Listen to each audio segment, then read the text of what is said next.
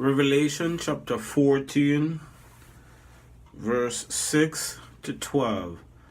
This has to deal with the third angel messages.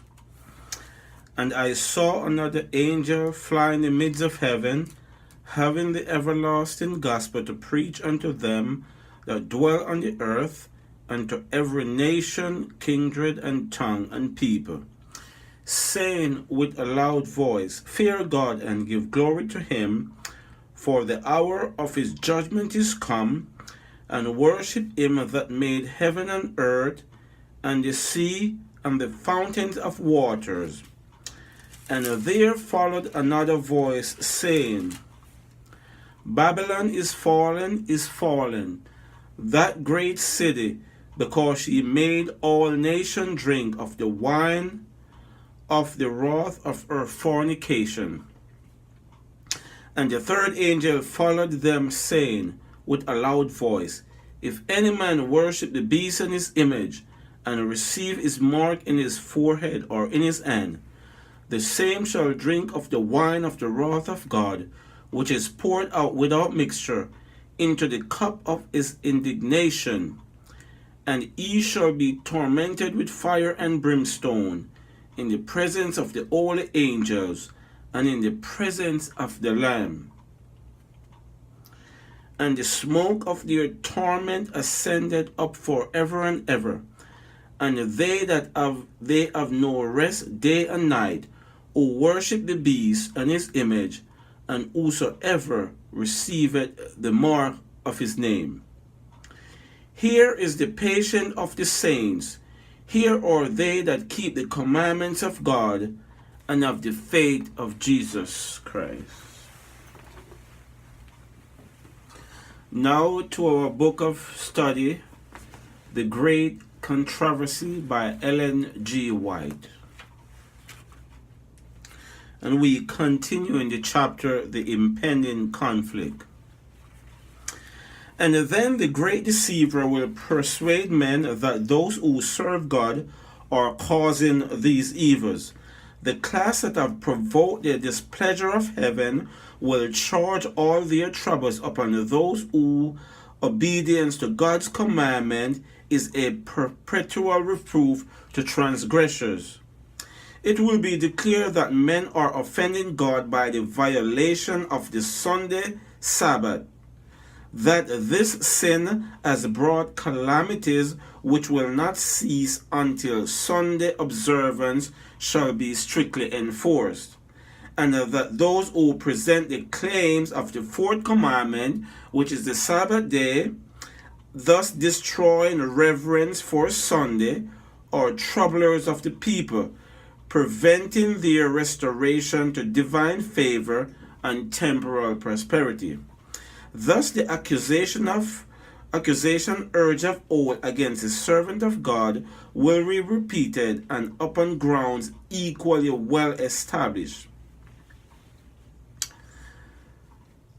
The miracle working power manifested through spiritualism will exert its influence against those who choose to obey God rather than men. Communication from spirits will be declared that God has sent them to convince the rejectors of Sunday of their error, affirming that the laws of the land should be obeyed as the laws of God. They will lament the great wickedness in the world and second the testimony of religious teachers that the degraded state of morals is caused by the desecration of Sunday.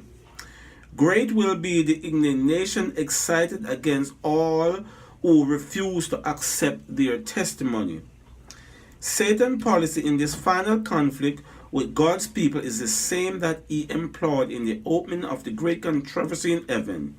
He professed to be seeking to promote the stability of the divine government while secretly bending every effort to secure its overthrow. And the very work which he has thus endeavored to accomplish, he charged upon the loyal angels. The same policy of deception has marked the history of the Roman Catholic Church.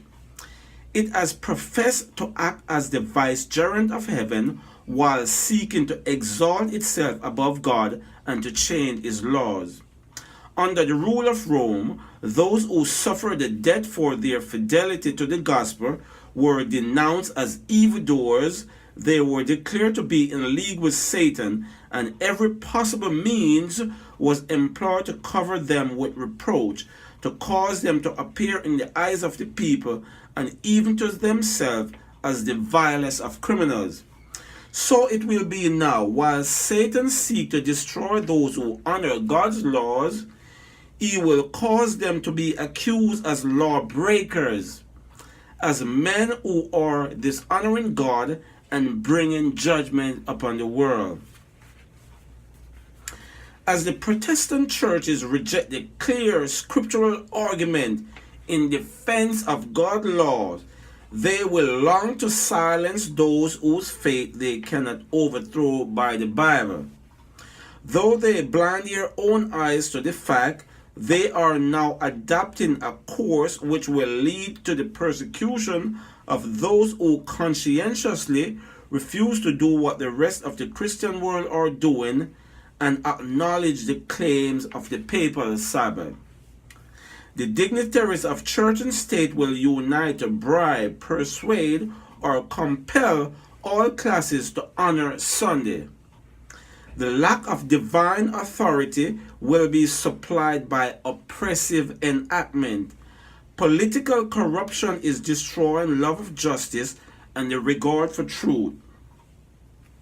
And even in free America, rulers and legislators, in order to secure public favor, will yield to the popular demand for a law enforcing Sunday observance.